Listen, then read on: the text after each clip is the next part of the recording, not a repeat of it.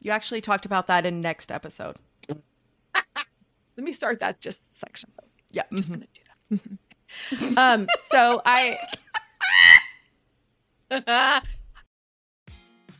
Yay, you're here. Welcome to How to Be a Grown-Up with CK and GK. Let's get started.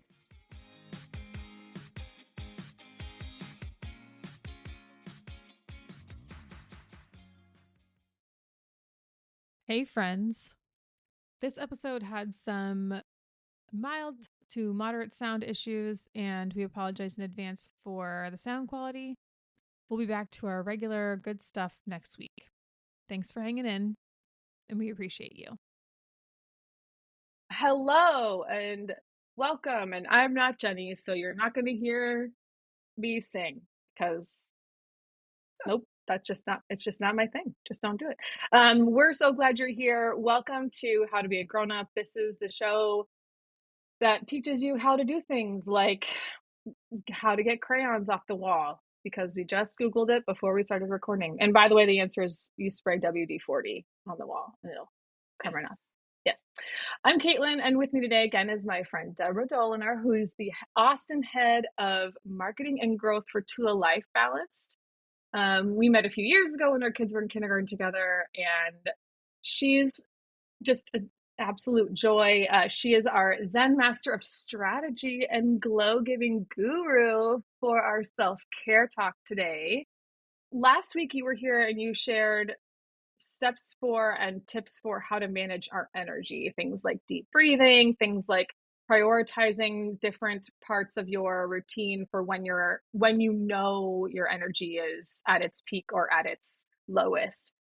Today you're here to talk about managing time and a better work-life balance. So this is something I need help with. Just give me all the information because I struggle here. So, yeah. I mean, first of all, I have to say that managing our time, don't be so hard on yourself, because I think that managing our time is a lot like home organization, that it's not just done and then it's perfect all the time. Like, it's the word management is there for a reason. So we can like revisit it, Yeah. So we're revisiting it today. So managing our time.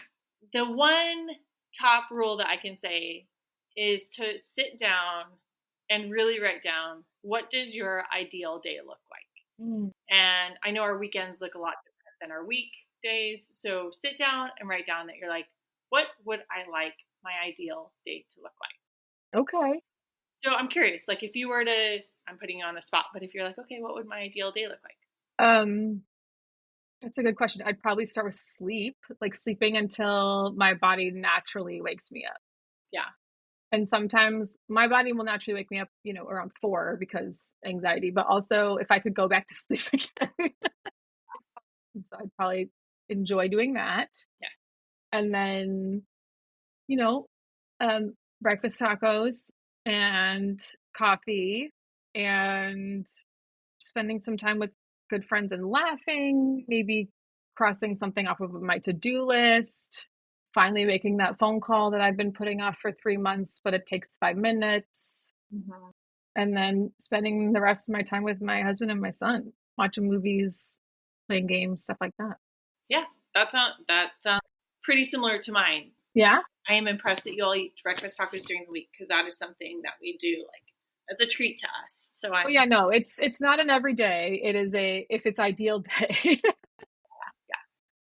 We love a good breakfast taco. So sure. So what you want to do is really look at your ideal day and see, you need to figure out how to make that happen. And granted, I know you're going to say like our ideal day doesn't involve doing laundry. Yeah. But obviously we have to squeeze that in. But really look at what you want your day to look like, and then figure out how to get as close to that as possible. So it's a matter of adding in what's missing.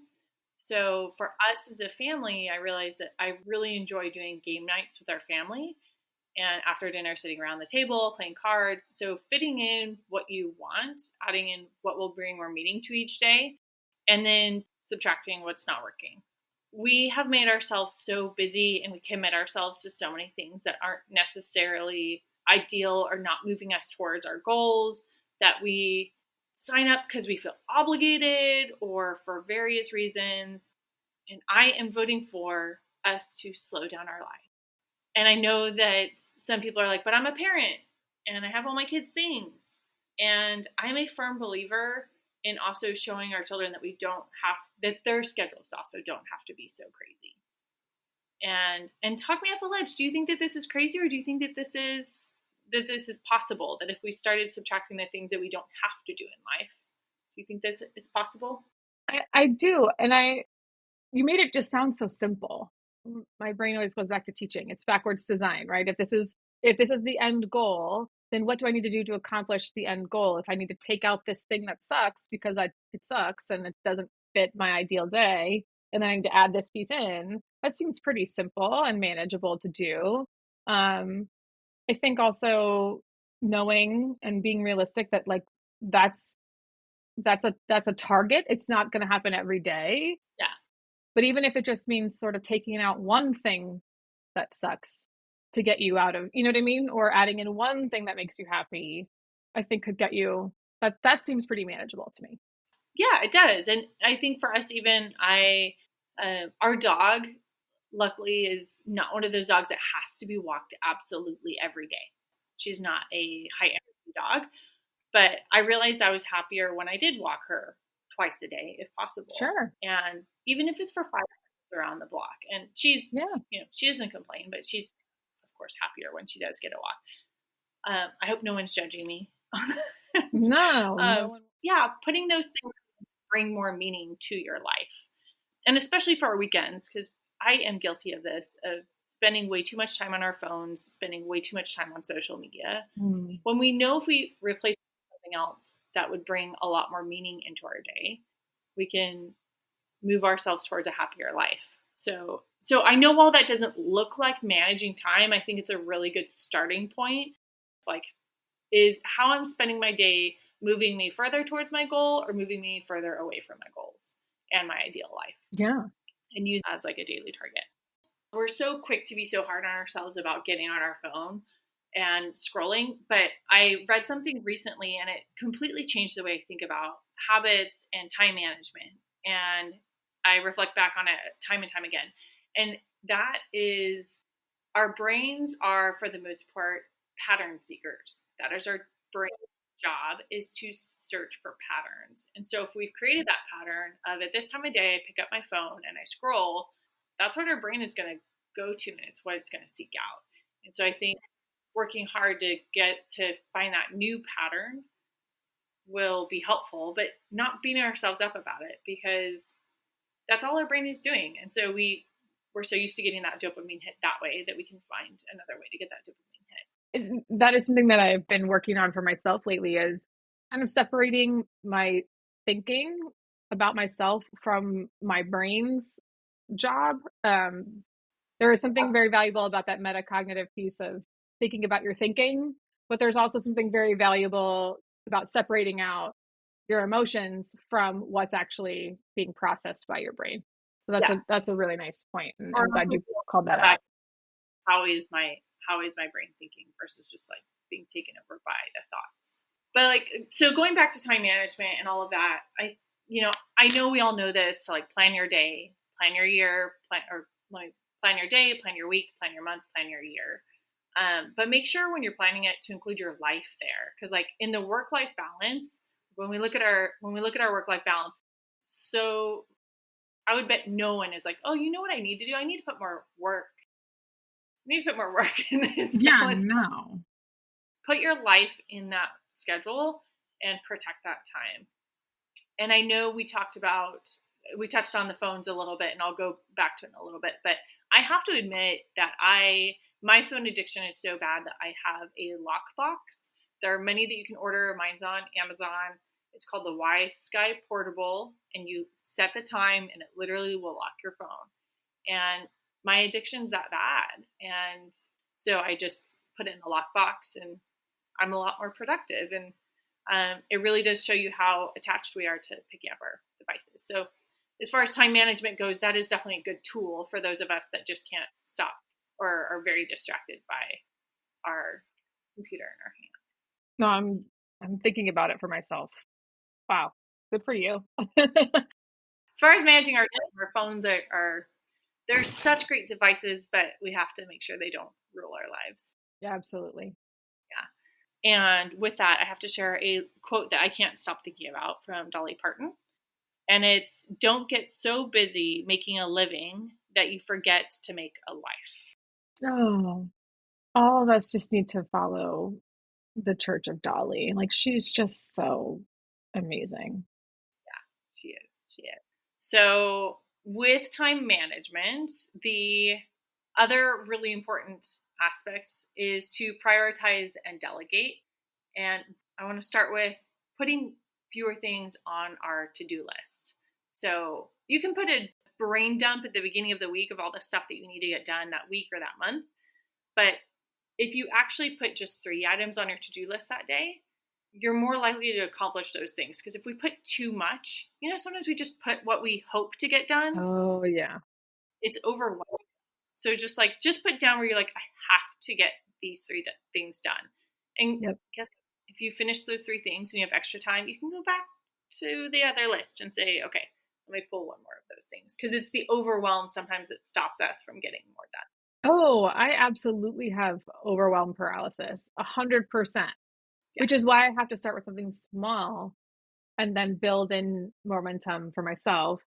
And other people I know don't function that way, but that overwhelm paralysis, that was a really good tip to just put 3 things. Okay. That's what I'm going to try tomorrow. Well, and I know you said I like to do a lot of little things. I actually call that power hour. I kind of get a kick out of doing this where I do mine like more afternoon, like not my 1 to 3 slump, but my afternoon where I'll put down like all these little tasks and then I'll set the timer for an hour and I'm like, how much can I get done? It's my little challenge of like, okay, let's see. I call it my power hour and I'm like, how much of these little tasks can I knock out? Oh my gosh, that is brilliant. Especially with people who have ADHD, the competitive piece, the turning it into a game. Yeah. Oh my gosh. I already do that I do like a 10-minute tidy where it's like, okay, I don't want to do anything. Let me set a timer for 10 minutes. What can I pick up in those 10 minutes? Why don't I do that with tasks? That's really smart. Okay. Yeah. Thank you. Another tip I'm going to use. Got it.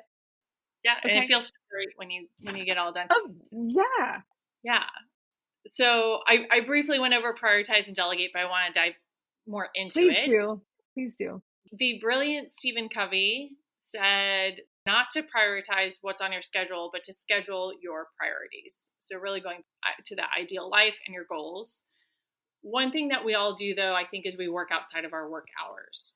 And that is what's going to immediately tip that work-life balance. What we really need to do is just schedule our work hours and stick to it. And just say, nope, that other time is either my second shift where I'm cooking dinner and doing laundry or being with my family. And I'm reminding myself of that because I've really started creeping into doing work outside of work hours and checking email. Oh my God, the time management. How many times do you check your email a day? So I'm really bad about email, and now that there's that new priority inbox on my phone app, I check it. I only see like the ones that they kind of highlight. Yeah. But more than I'd like to admit, it's probably like 10 times a day. Yeah. For my personal inboxes. And I have like 4 to manage because I've got personal and then the podcast one, and then there's a couple other, it's a lot. So it's a lot. Yeah. So I think also with that, I'm checking my email twice a day. Oh, yeah. But it's on my phone. And so sometimes I'm just like, it's that boredom thing or that pattern thing where I just pick it up and check it. So checking our email less. And we talked about avoiding distractions of phones a little bit. Just that general idea of how addicted we are to our phones. I know you've touched on it in previous podcasts. But here's what I found interesting. Is that studies show, they did a study where they had people, they were told to use their phone more when they were, I think it was like a museum or something with their family, and ones that were told to put their phone away. And they showed, we could probably predict this, but studies showed that people who use their phones more found the event less meaningful and they were more lonely.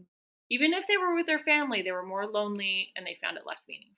So, Wow. if we're going to prioritize our time and manage our time, to really just be mindful when we're using our phones.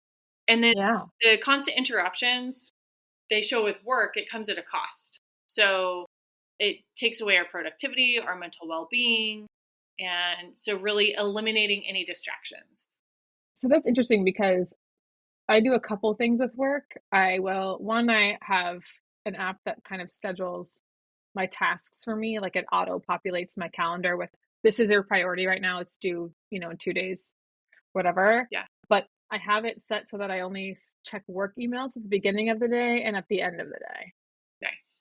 because the constant interruptions get to be a lot, right? And because when people send emails, a lot of time, there's a fire under their rear end to get something done, but their emergency does not constitute an emergency for me. Like I have other deliverables that I have to work on. And so that's really been a big protector of my productivity is beginning of day work email check, end of day work email check. And then like at the end of the day after that, I'll write down like these are things I was asked to do in my emails during the day or whatever. Yeah. The interruptions are huge. Yeah. And they definitely can impact the amount of time you have for a task. Absolutely. Yeah. And distract us, and it's harder to get back on track. Yeah, absolutely true. Yeah. So I'm going to go back to prioritizing and delegating because I think I brushed over it, and it's so important that especially when we look at work, we need to, and personal life, again, reevaluate our goals, our ideal day, and prioritize what will move us towards that, towards our goals or towards our ideal day.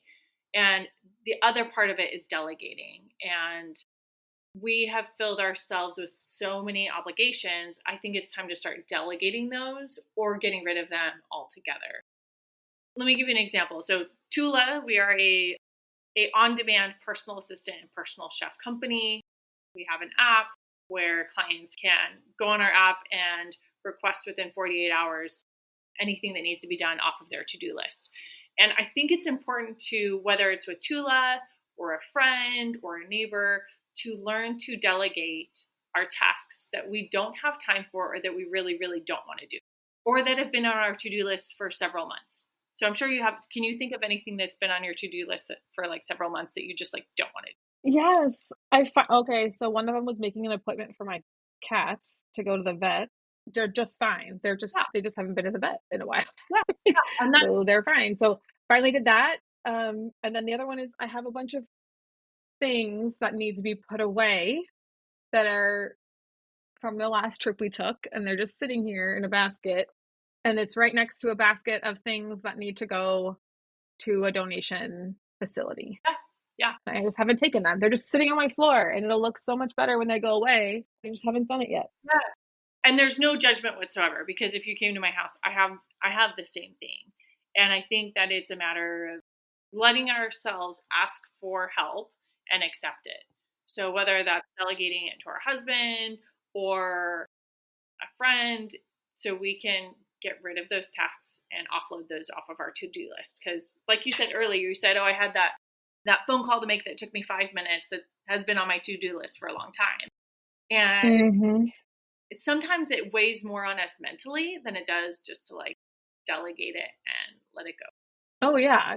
When I finally do it, I'm like, everybody clap for me. Yeah. I made a phone call. Yeah. Not even an important one. I just made the call.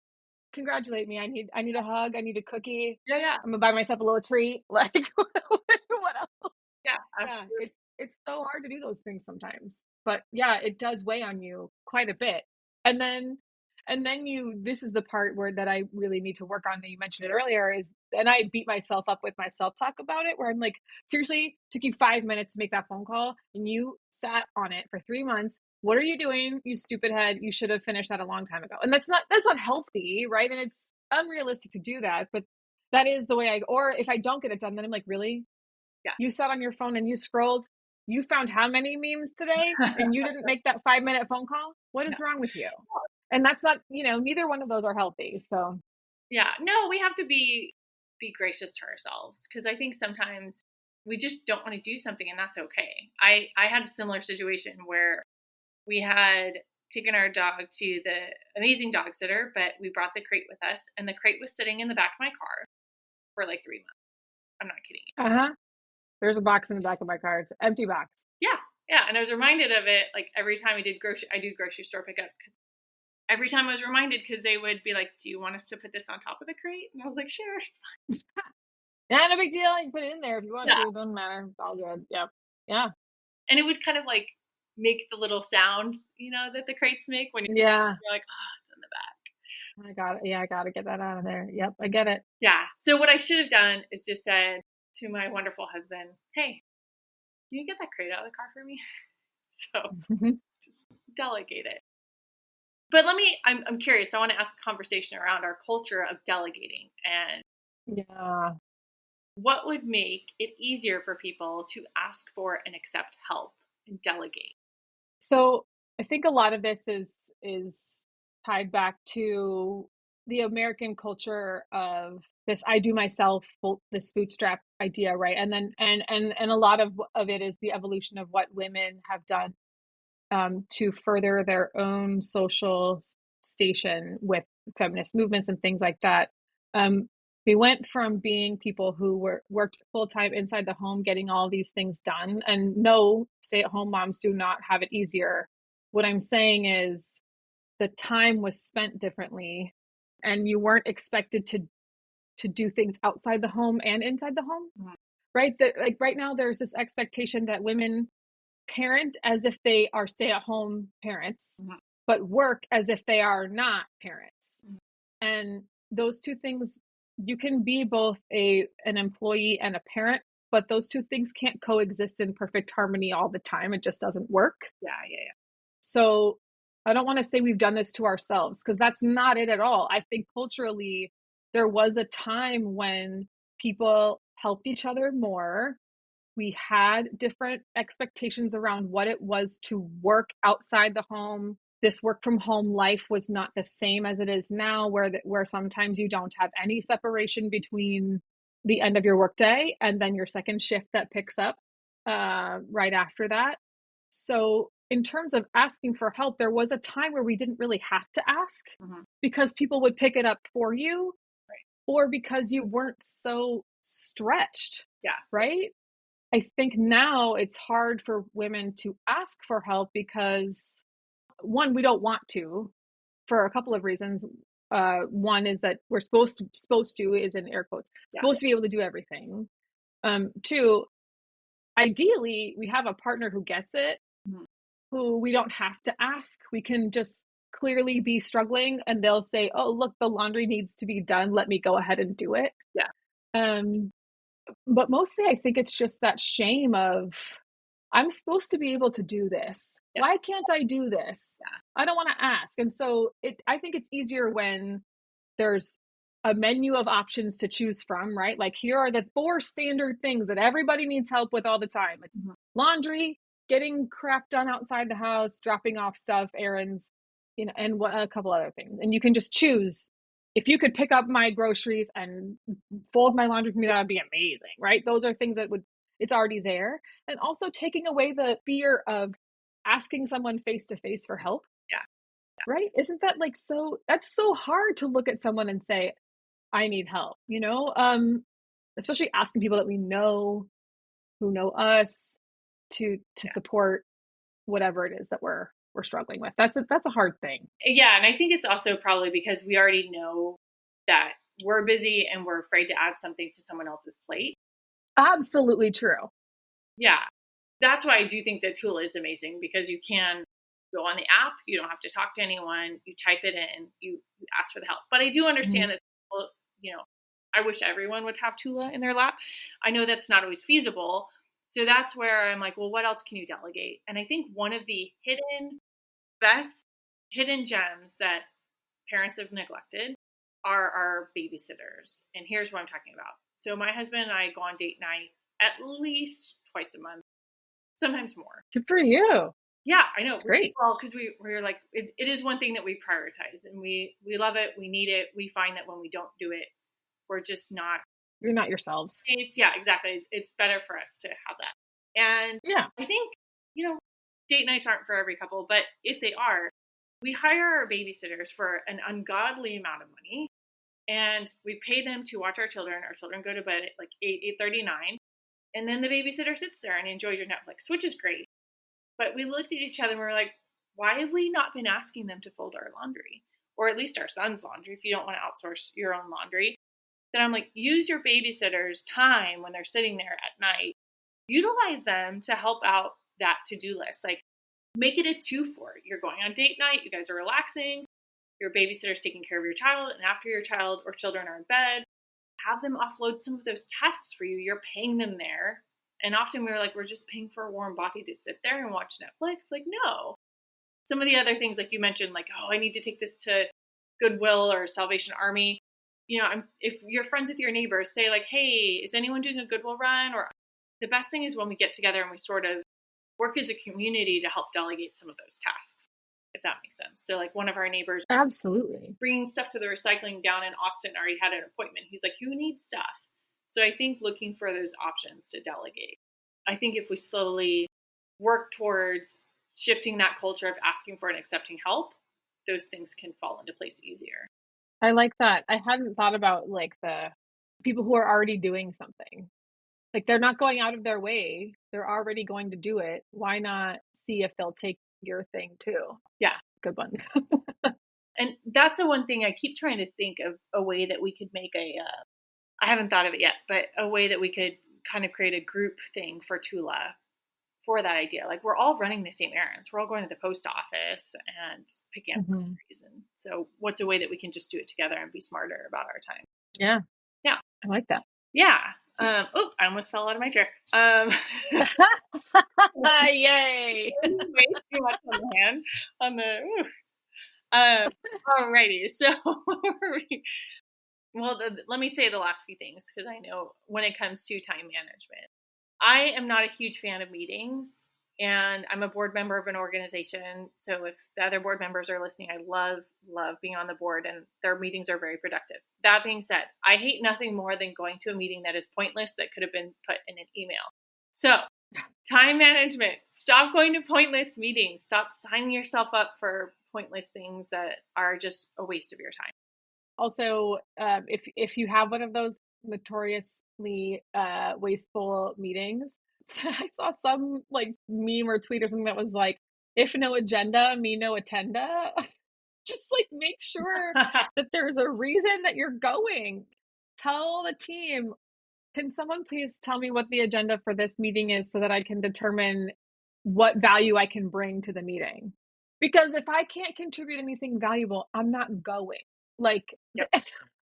there's a way to say it so that you don't sound like a jerk, but yes, absolutely, that's a time suck that you don't need to be a part of if you can help it. Yeah, absolutely. So in moving towards that time management and kind of giving yourself better work-life balance, because no one wants to go to pointless meetings and waste their time.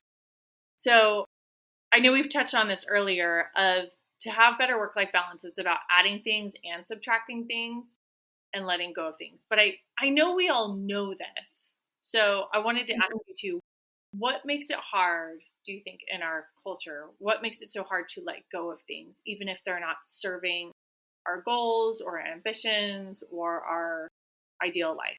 I think it kind of comes back to what you feel obligated to do. Yeah. I should be able to do this. I should be able to, and shoulding all over yourself is really unhealthy. Yeah.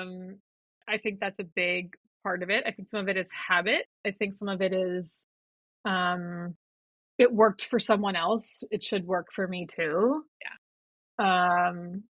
I think that's a tough question, but I feel like those three kind of come to mind right off the bat. Yeah. There's some things too that I'm like, I mean, I talked about this in one of the episodes earlier, does my walk count if my watch doesn't track it? Mm-hmm. And there is a sense of obligation that comes from those sorts of things. Yeah. So you feel like you kind of have to, because if I don't do this, then I don't get my steps. Or if I don't do this, then, I lose my streak of whatever the stupid streak may be, right? There's some of those too. Yeah, we're just putting so much pressure on ourselves for everything. Right. Like, why do I have to maintain a streak of 17 days for Wordle. Yeah. Like, why does that need to be a thing? Who cares? For the record, yes, I do have a Wordle streak going because I still do them. But 17 days? I think it's 19 Nice. right now. Right. Yeah. But it shouldn't be why am I putting pressure on myself to get that done? That's supposed to be an elective thing. Why does it have to be a thing? Yeah. Yeah. And I know about that with your hobbies a little bit of like it needs to be something enjoyable. We don't need to put so much pressure on ourselves. But when you're mentioning laundry and you're like, well, I should be able to do this. There's something that I used to tell myself. This actually was related to like I was in a friendship that just wasn't healthy for me, and was looking at things in my life too that weren't healthy for me, and like meaning like my schedule was so jam packed that it was impacting my stress load. Like I was just stressed all the time. This was pre-pandemic, and I started asking myself, like, I can do it. Yes. Is it good for me? Because we can always keep pushing ourselves more, but at what expense to ourselves, Right. family, Right. mental health. So I think it's really important as far as like self-care and time management and all of that. Ask yourself, like, is it good for me? Yeah. Yeah, of course I can fold the laundry. Of course I can fold the kids' laundry. But if I can, go on a date night and have our babysitter do it, this is so much better for me. Or maybe laundry is not the best example because it's not very stressful and we all listen to your podcast while we're folding our laundry. Yes, we do. Because there are days where we have all the energy and we can give ourselves 100%, but really just being honest with yourself and knowing yourself, and we're so hard on ourselves and we've signed ourselves up for so much. I know you talked a little bit, you kind of were referencing like the 50s and 60s of how our culture was back then. Not only have we shifted to where we're doing more, we're asking our kids to do more, we're asking our spouses to do more, but yet we've often moved away from our family units, so we don't have that help. Right. Because like I was so jealous. We had a few friends whose both parents were in town and their grandparents were in town and they're helping out with the kids and the laundry, and I was like, that's really nice, but most of us don't have that. Yeah. So I think really kind of stepping back and seeing the reality of not like what have we done to ourselves? Like what? But like what's realistic, right? All these women who like do it all, a lot of them have help.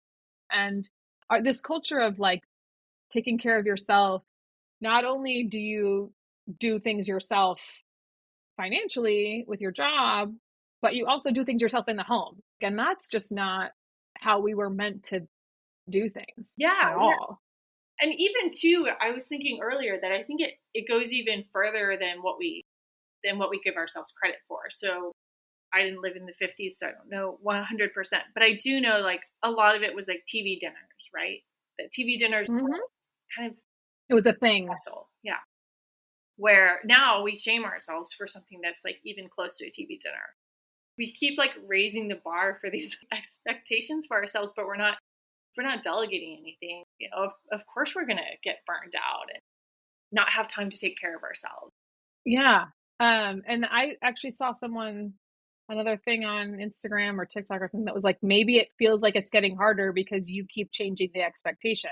Mm-hmm. And in this case, it might not even be you.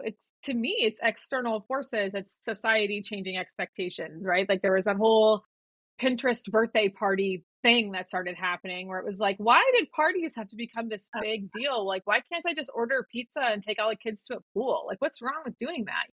Little things like that where we're all putting so much pressure on ourselves to do things that are, for lack of a better word, extra, don't need to be done that way. Well, and I'll put it, and I agree with you, because that I was, fortunately or unfortunately, I don't know which one, did not get the Pinterest. I like Pinterest, but I don't have that in me where I can create a party like that that's photo worthy. No. But if that is important to you, if you're like, I really want the cute party with the cute decorations, you can outsource that. Yeah, there you go. Yeah, and TULA does that. TULA does the party planning. You want to do the party planning, you want the aesthetically designed, gorgeous party, then ask someone else to come in and do it. Exactly. The balloon. If you're going to spend the money on it anyway, you might as well have someone who knows what they're doing do it. Yeah, exactly. Right? Gosh. So I think you mentioned this in a previous episode, and when you said it, I was like, yes, I say that too. People are going to keep asking you to do things, and if it's not a hell yes, I hope I can say that. Can I say hell? You can absolutely say hell yes. Okay. If it's not a hell yes, then it's a no. Yeah, exactly. Or another way of framing it is, I had a very wise mentor once tell me, if you're debating about something, the answer is no. And what I've always said is, unless it's double stuffed Oreo cookies, because then the answer is always yes. Always yes. Always yes. And protect your weekends. Make sure you're giving yourself a break. Oh yeah. Yeah. I don't know about you, but I actually really love looking at like my weekend plans and like, yeah, my son will have like flag football and like his music lesson. I really like having nothing else planned. Yeah. Is that weird? Do other people? No, we've talked about the joy of missing out before. Like I'm sort of a one thing a day kind of person. And then I love looking at my calendar and going, oh, I don't have anything planned. Yeah. That feels nice. Yeah. Feels really nice. Yeah. And I think we should do that more. And I wanted to leave a little bit of time to talk about hobbies. I know you talked about it in, was it your last episode or 2 episodes ago? It was a couple episodes ago, yeah. So I loved that. I loved it. I loved hearing about your hobbies. I loved hearing about your crocheting hobby. So yes. So fun. I haven't started my next project yet, but I need to. Yeah. Ooh, what's your next project? It's probably going to be a Woodstock. If I made a Snoopy, I got to make a Woodstock, right? Oh. So yeah, I've got one. He's right. He's sitting in a bag, waiting to be started, but he's next. I'm not as successful on the crocheting aspect as you are. Your crocheting was lovely. I really wanted to learn how to crochet. This was when our sons were in kinder together. And so I was learning, I was watching YouTube videos, and I even took like a one-on-one class. But I saw that video where if you've learned anything about crocheting, there's this video where they say, stab, strangle it, scoop out its guts, throw it over a cliff. And so my son had seen me watching this video, and he had kind of memorized it. And we were in the middle of the grocery store, everyone's around, and he starts saying, stab it, strangle it, scoop out its guts, throw it over a cliff. And I looked at him like, maybe that's not the best thing to be whispering in a scary voice in public. So. Oh, and they were in kinder, so they would have been like probably masked. So can you just imagine like you're standing at the grocery store next to this little kid in his mask, and he's like, stab it. It makes it even creepier and hilarious. Oh my gosh. Oh, so good. So sweet. So it was really, really innocent. That was a lot of information about managing your time better. We talked about being mindful of your time with your phone, being mindful of spending the time on the things that make you feel like it's worth it to spend your time on, and removing the things that don't feel worth it, and about delegating and leaning on others and how it's okay to do those things. Let's take a quick break. We'll be right back to talk about other obsessions and silliness in just a minute. For links to resources mentioned in this episode, head on over to ckandgkpodcast.com/blog to find everything you need. And be sure to follow us on social media. Head over to your favorite social media network and find us at CKNGK Podcast. And now, back to the show. Okay, we're back. And do you have any obsessions that you feel like you have to share with us right now? Yes. Yes. Okay. They're not like fun obsessions. They don't have to be. They don't have to be. No, they don't ever have to. Like, okay. Sometimes my obsession is like almonds. Like, don't. There's no pressure here. This is a safe space for anything that you're obsessed with or is ridiculous. Like, don't even. It doesn't matter. Yeah, it's super useful. So I'm obsessed with the Finisher's Journal. It comes quarterly. I'm telling you, I know you've mentioned for someone like me that's easily distracted. I come up with a new idea at least twice all a the month. time. All the time. Yeah, I try to look at the number to make myself feel better. But it's the Finisher's Journal. I've had so many different planners, and they need to start paying me, because as much as I've been like talking about this journal, it's amazing. I'm on my second one, and it really does help you focus on your goals and accomplish them, and has stuff like gratitude. It has all the things you want, but it's also not too time consuming to do it every day. I love this. I'm about to go look this thing up. I have like all these little notes. Yeah. You're giving me all these great ideas. I'm really excited to look at this. And it's now on Amazon. And then Okay. my other obsession, it's been for a while. Have you heard of the Daily Stoic? No. Okay, so it's a podcast, YouTube channel, and a guy named Ryan Holiday. He's written several books too. So it's going to sound super dry, but there's 2 videos, I'm not kidding you, on his YouTube channel that I've probably each listened to at least 100 times. So I'll give you those specific videos to post to your blog. Yeah. But one of like, the 10 lessons we need to tell ourselves every day, and one is like 8 questions we should ask ourselves. I know I'm not getting the title exactly, but they're so helpful to like recentering myself when I feel like monkey mind, or I feel whatever is weighing on me too much. It really does help me recenter, and it helps me focus on what's important. And the cool thing is that Ryan Holiday lives in Bastrop, and apparently he's no way. in Austin. He owns a bookshop in Bastrop called The Painted Porch. Okay. And I'm just like, I'm his greatest fan. So I'm obsessed with the Daily Stoic, and go check it out. I will definitely take a look at that. My current obsession right now is an Instagram account. Ooh. She's called The Mom Psychologist. I need to just take a look at all of my saved Instagram posts and like do a calculation of how many of them are hers.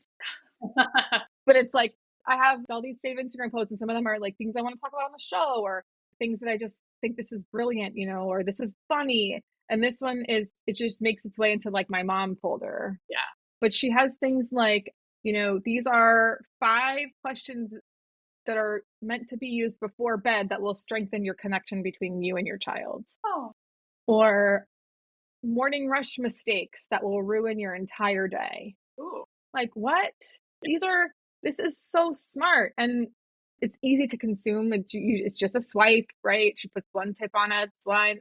But I just really appreciate the message that she's providing, and I've implemented some of those things, and it's kind of interesting, like what's happening as a result of them. One of them was like, the 9 most important minutes of your child's day, and it's the first 3 minutes after they wake up, the first 3 minutes after they get home from school, and the last 3 minutes before they go to bed. Those are times when you put your phone down and you give them just 3 minutes of your time. Yeah, that's not hard to do, right? And I started doing that, and I'm noticing a difference already with my relationship with my son. So I really like her. I would highly recommend. She's my obsession right now. The Mom Psychologist on Instagram. I will definitely go look her up, because that sounds, anything that helps the bond with our kids is gold. 100%. Yeah. I feel like you already told me your gem, which was your crochet story, because that was so good. Well, there's another creator on Instagram. Her name is Tessa Romero, and she was talking about how she talks to her children when they get lippy, sassy with her. And the thing that she does when they start talking to her in a way that's not okay is she'll go, "Who am I?" in a very nice way. Who am I? When the kids are like, "You're my mom." Okay, and how do you talk to mom? And at her house, the answer is kindly. We talk to our mom kindly. So I tried it with my kid. Wait, what happened? I tried it, and I was like, "Okay, so who am I?" And he's like, "Mom." And I was like, "And how do you talk to me?" And he's like this. Okay, so I did not do a good job of front loading how we do this. And then when I sort of front loaded it again, I was like, well, here's the thing. Like, we talk to our parents in a kind tone, like we love them, right?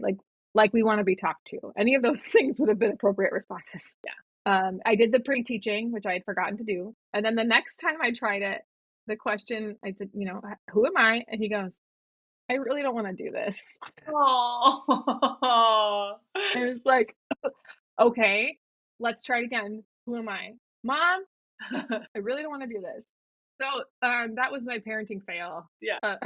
No, I'm so glad our sons are very similar in that regard. We had a photo situation today that he didn't want to have his photo taken, and it was around a large group of people, and it was he refused. And so we had a little talk about it after. And you know what, though? A part of me, I'm glad when kids can be themselves in front of their So and just fully. Yeah, I'm glad he feels comfortable enough with me to be himself. Yeah. But I will say, just asking the question, I've noticed, stops the snippy responses. Or at least if I have to ask the question, he gets that, like, ooh, I maybe crossed the line with how I should speak to my mother. Absolutely. Again, her name, I forget, Tessa Romero. Tessa Romero. Is her name. Got So, perfect. Yep. She's really great. Yeah. And I don't know if I have given the discount for your listeners for TULA. Ooh, yay. Demand personal assistant or personal chef. We also have the personal chef services, which is in very high demand right now. Yes. We're really excited. We brought a new personal chef on board recently, and she's amazing. So all your listeners get a 20% discount, and the discount code is GROWNUP20. So if you just go into any of your apps and download TULA, Life Balance is TULA, and plug in the discount code GROWNUP20. Yay! Free stuff for listeners. Yes. Guys, Jenny would tell you to make good choices. So definitely do that. Take care of yourself and use that discount code, because 20% off, that's a big deal. All right. Awesome. Yeah. Thank you for being here. Of course. So like I said, Jenny would tell you to make good choices, to do that, and take good care of yourself. Bye. Thank you so much for listening. Just in case you missed it, the promo code for TULA Life Balance on-demand personal assistant is GROWNUP20, as in how to be a grown-up 20. Bye.